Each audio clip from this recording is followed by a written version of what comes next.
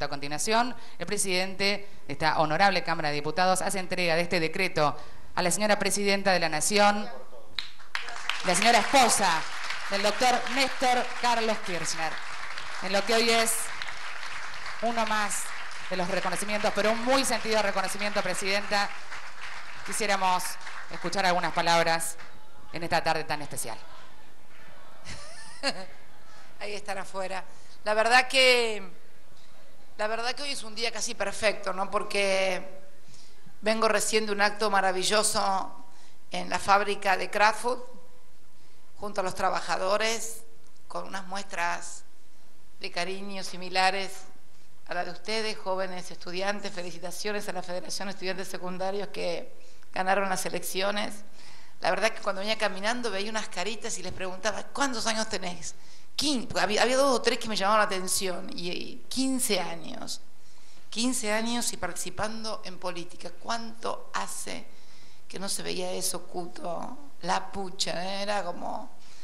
Y la verdad que allá en Kraft Foods los trabajadores, también jóvenes y no tan jóvenes, había uno que estaba por jubilar y que se quería sacar una foto conmigo.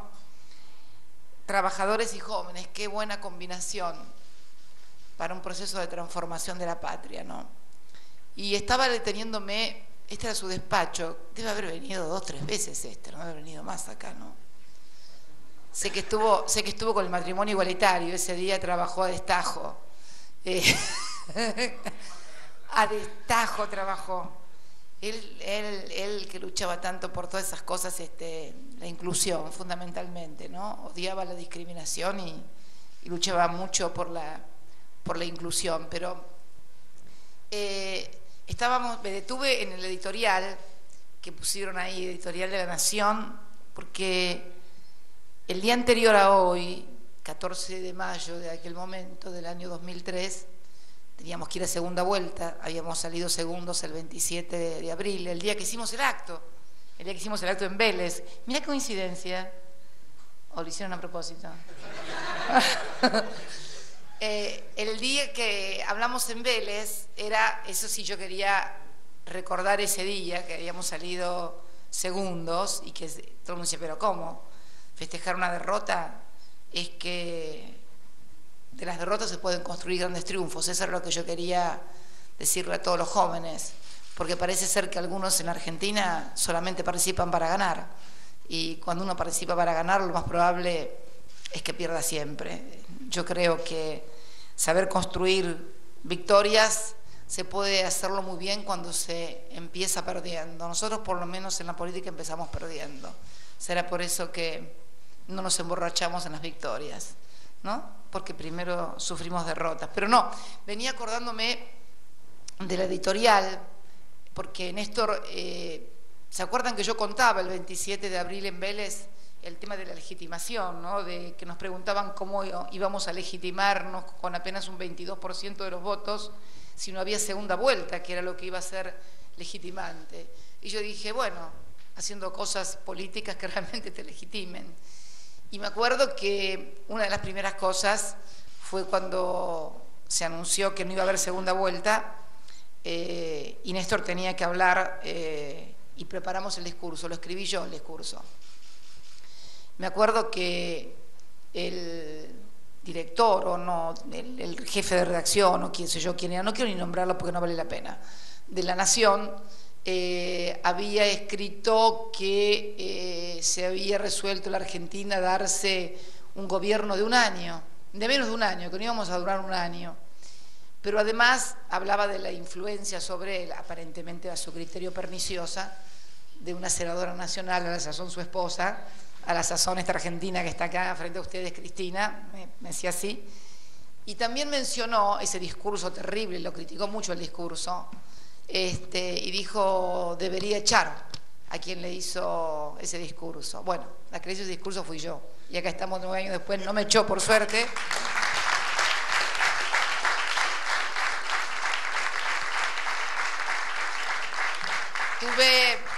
Tuve mucha suerte, no me echó él ni tampoco me echó el pueblo, que son las 2 cosas más importantes que por lo menos me podrían haber pasado, ¿no? Y me acuerdo que escribí ese discurso y a él le encantó, le encantó porque había que escribirlo, porque Néstor era cuando se le soltaban las emociones o las broncas, por ahí era lo que me ponía muy nerviosa. Yo nunca podía estar cuando él hablaba, me costaba un montón. En algún momento tuve que estar porque estaba obligada, pero los que nos conocen desde el principio, yo no participé prácticamente en ningún cierre de campaña en la provincia. Yo me iba porque me ponía muy nerviosa cuando él hablaba, porque nunca sabía lo que iba a decir.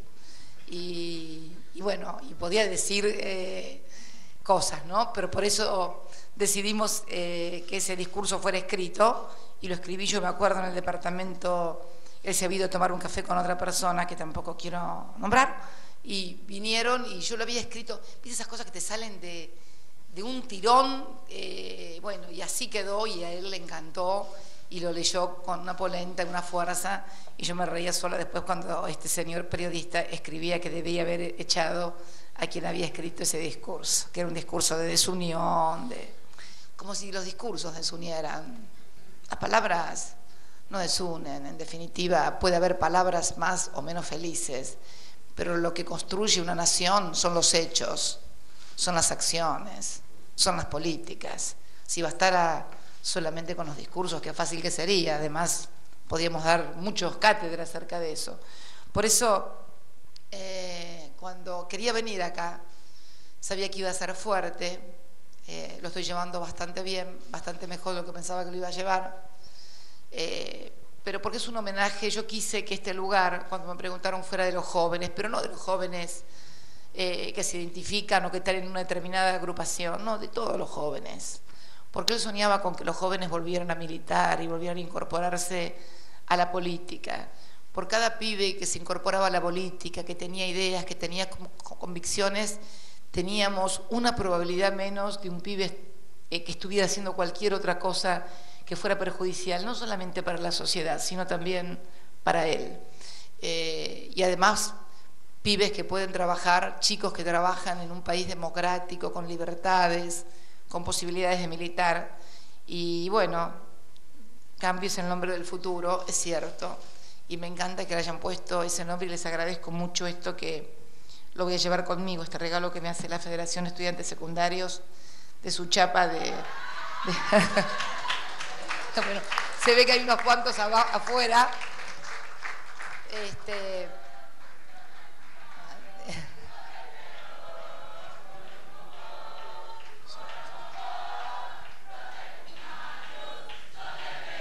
Qué lindo, qué lindo. Me hace acordar otras épocas, pero estas épocas son mucho más lindas, mucho más lindas. No se equivoquen, construyan su propia historia, sus propias experiencias, que están además viviendo un momento histórico en el país y en el mundo realmente increíble por lo que está pasando.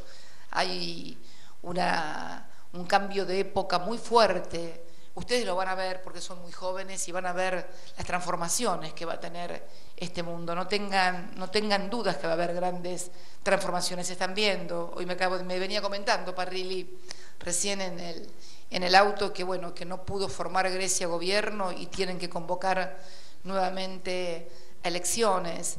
Y yo me venía acordando, porque vengo de cuatro teleconferencias, de un acto y 3 teleconferencias de empresas argentinas que dan trabajo a argentinos, que elaboran productos argentinos, pero que son de origen estadounidense, los capitales. Y yo me venía acordando de qué diferente fue nuestra burguesía frente a la burguesía de Estados Unidos, ¿no? Que uno explica por qué ese país es tan poderoso y nosotros con tantas capacidades hemos sufrido tantos retrasos. Cómo reaccionaban ellos ante las grandes crisis mundiales, cómo reaccionaron ellos frente a lo que fue nuestra guerra civil, que terminó en Caseros. Acá el flaco Kunkra ahí anda con su esquema rosista. Allá ellos, los norteamericanos, ganó el sector industrialista, los que querían tener un país industrial que no fuera productor de materias primas. Los del sur querían ser algodoneros y tener a los negros de esclavos para trabajar barato en las plantaciones de algodón. Los del norte querían tener a los negros libres para que se compraran camisetas y pudieran emplearlos eso lo decía, eso no es mío, es de Jaureche puro. y entonces trabajaran en las fábricas, ganaran plata y pudieran comprarse las camisetas con el hilado, con el tejido, con el, digamos, el valor agregado al algodón. Ahí también nosotros perdimos y ellos ganaron. Y después venía yo acordándome cómo reaccionamos en la Gran Depresión, en el 30, con el derrocamiento. Acá se reaccionó con el derrocamiento del gobierno popular de don Hipólito Yrigoyen, y en lugar de luchar en ese momento para modificar los términos de intercambio y hacer un proyecto industrial, ¿qué hicieron? Se quisieron sumar como una perla más, lo decían así, como una perla más a la corona británica. Esto no son palabras ni razonamientos poéticos, fueron dichos por un dirigente político argentino muy importante.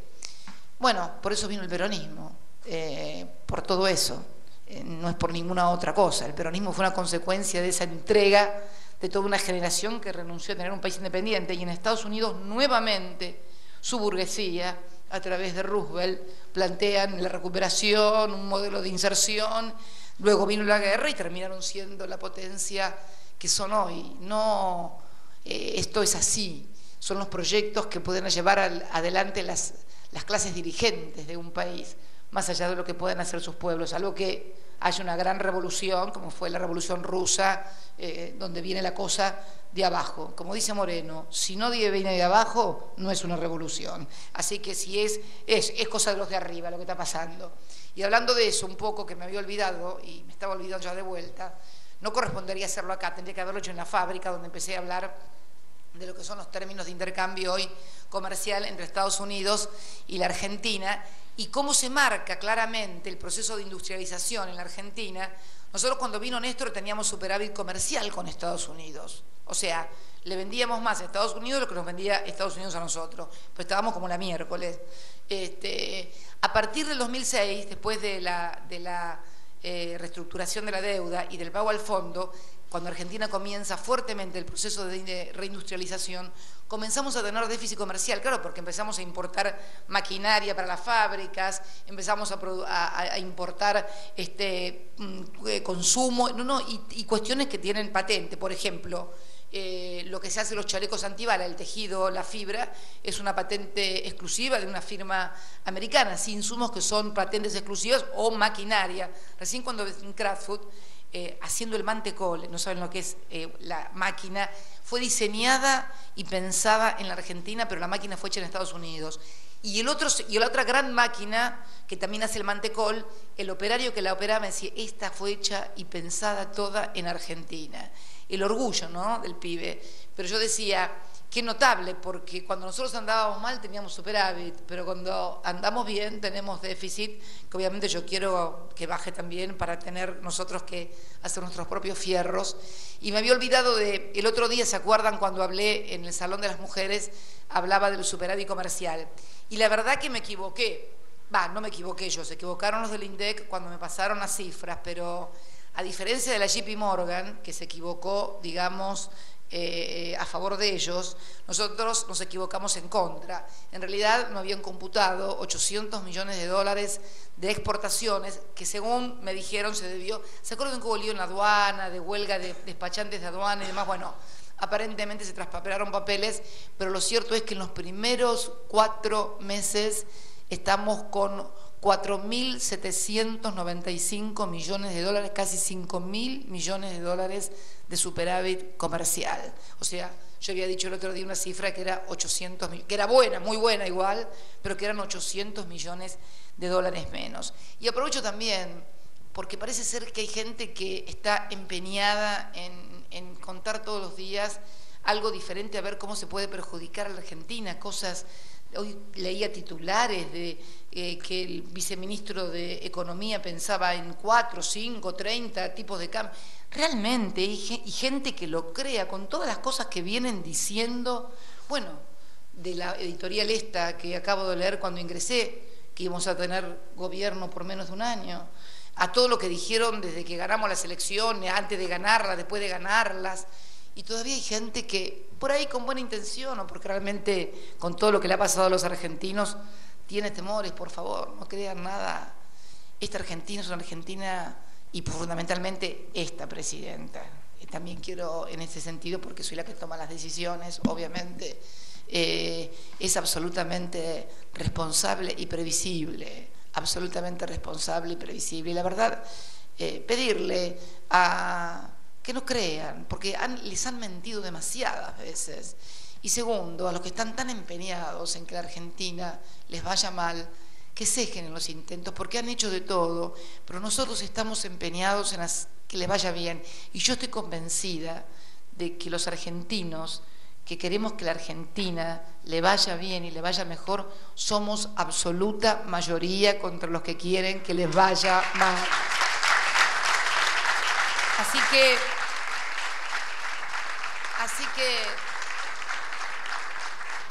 me contaban recién una funcionaria muy importante, cadenas de mails y que esto y que lo otro.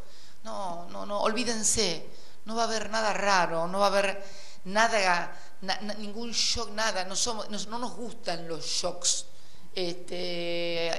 no nos gustan los shocks a los argentinos de ningún tipo. Vivimos ya demasiados shocks los argentinos, necesitamos sinceramente, y lo decía hace unos instantes, que también los dirigentes que tienen responsabilidades en otras latitudes comprendan la necesidad de revertir políticas absurdas que están llevando a trastornos políticos que pueden terminar mal, porque en definitiva cuando un país comienza a cambiar gobiernos y pasa de un gobierno de derecha a uno de izquierda, de un socialdemocrático a uno de derecha, ahora parece que surgió en Grecia un nuevo partido de izquierda y así vienen los cambios, la verdad que no le va a ir nada bien al mundo, porque el problema es esencialmente comprender que no se necesitan políticas de ajuste, sino políticas de crecimiento, que es lo que venimos desarrollando nosotros, y en esto tienen que meter mano en el sector financiero para apoyar al sector productivo, que podamos generar trabajo, que haya más consumo en todo el mundo, para volver a restablecer el equilibrio y la cordura, no la gordura, porque estuve en la fábrica de chocolate, la cordura que muchos dirigentes importantes parecen haber perdido con grandes responsabilidades institucionales. Está claro cómo está respondiendo la gente frente a estas políticas. Yo me pregunto, ¿es lógico que alguien piense que se pueden hacer políticas en contra de lo que piensa la mayoría, la absoluta mayoría de la gente? No. Nosotros tenemos la historia, salvo que haya dictaduras militares. En la Argentina solamente se pudieron hacer esas cosas con periodos de dictadura, por eso había dictaduras militares. Entonces, yo creo que el aprendizaje que hemos hecho los argentinos, y no para que nos tomen de modelo, pero por lo menos para que se mire un poco lo que está pasando en el mundo, en la región, que realmente, y cómo quieren envenenarnos también, ¿no? Con muchas cosas. Entonces, yo le pido a todos que seamos sensatos, que no creamos en la primera cosa que leemos o el primer mail que nos mandan, porque nos han mandado 20 millones de cosas que iban a pasar y ninguna de ellas pasó, al contrario. Entonces yo digo, si ponemos todo ese esfuerzo, todo ese inmenso esfuerzo en hacer las cosas mejor y en trabajar y en discutir las cosas que tengamos que discutir, porque también es imposible que estemos todos de acuerdo en todo. Yo con él me agarraba de los pelos discutiendo muchas veces, mal, discutíamos, no era... Yo creo que por eso estuvimos tanto tiempo juntos, sino porque la gente se termina aburriendo, esos que finalmente le da lo mismo que esté, que no esté, que esto y que el otro. Yo creo que parte de los 35 años, el otro día preguntaba qué eran las bodas, ¿no? Eran las bodas de coral, los 35. Viste que están las bodas de plata, las de diamante. Y la verdad, las últimas bodas que cumplí con él fueron las de coral. Y me gustó, porque las bodas de plata es un metal y está muerto. La boda de oro, lo mismo, la de diamante. Pero el coral es un animal y está vivo. Y además es muy lindo. Es muy vivo, de colores vivos y se mueve en el agua. Así que con él cumplí 35 años de casada, 35 años de peleas monumentales, imperdibles, desde el primer día hasta el último. Pero eso era vida también, era discutir por lo que creíamos. Porque todas las parejas se pelean por los chicos, también peleamos por a veces por los chicos, pero muy poco. O por otras cosas peores se pelean. Pero la verdad que bueno, qué sé yo, éramos de una generación en donde éramos muy especiales. No ni mejores ni peores, por favor, que nadie. nos tocó ser sujetos históricos de un mundo y de un país muy especial, de cambio en todo el mundo. Veníamos del Mayo francés, de la Revolución cubana, y participábamos hombres y mujeres a la par. No había ley de cupo en ninguna parte, pero había tantas militantes mujeres y algunas eran más jefas que los hombres. Entonces, para nosotros era algo común esa vida. Bueno, no digo que todos tengan que vivir así, pero yo creo que el tener objetivos de vida comunes, el poder encontrarse en la vida con alguien que piensa lo mismo que uno, que tiene los mismos objetivos, las mismas ambiciones, qué sé yo, no sé. Me acordaba también cuando venía para acá que el 14 de mayo de 1989, o sea, ayer se cumplieron unos cuantos años también, yo había salido electa por primera vez diputada provincial por el Frente para la Victoria Santacruceña en Santa Cruz, y también un 14 de mayo del 95 él resultó reelecto también gobernador de la provincia. Tantos recuerdos y tantas cosas, y acá el matrimonio igualitario, y hace pocos días el tema de la igualdad de género y la muerte digna, cosas que eran temas tabú antes, que no se podían discutir. Yo no sé si ustedes tienen conciencia del momento histórico que estamos viviendo, incorporando derechos personales, personalísimos, que hacen a la vida y a los derechos de las personas que parecían increíbles de poder lograrse. Nada, yo creo que el mejor homenaje que podemos hacerle, lo que él querría, es que sigamos trabajando y luchando incansablemente. Y la verdad que cuando dijo que florezcan mil flores, no pensó que iban a ser tantos miles, muchos miles, y necesitamos muchos miles más. Son ustedes responsables de los tiempos que vienen. Nosotros estamos trabajando, en algún momento habrá que pasar la posta, porque así es la vida, y así lo decía el Chivo el otro día cuando hablaba en su discurso. No podemos ser agua de estanque que se pudre de estar allí.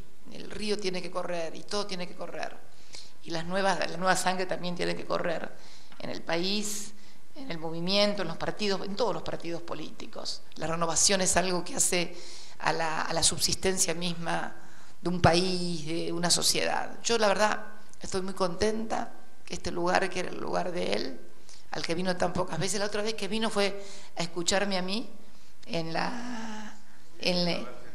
el día que derogué el DNU, porque estaba sentado al lado tuyo, Chivo, y te decía, mira, quiero ver la cara que van a poner cuando les diga que derogó el DNU, pero sacó otro DNU.